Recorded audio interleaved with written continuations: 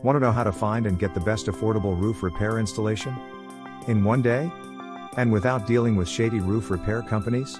This is a challenge because some roofing companies use pushy methods and sales tactics that can leave you, the homeowner, with a poor quality and expensive roof repair bill. Here are 5 questions that you should ask to help you identify a reputable roof repair company. 1. What types of roofing do you install? 2. Do you offer financing? 3.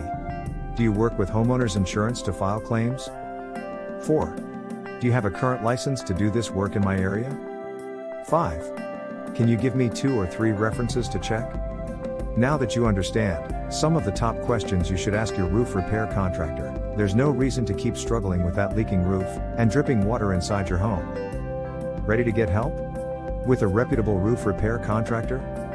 Visit us online and follow the link below.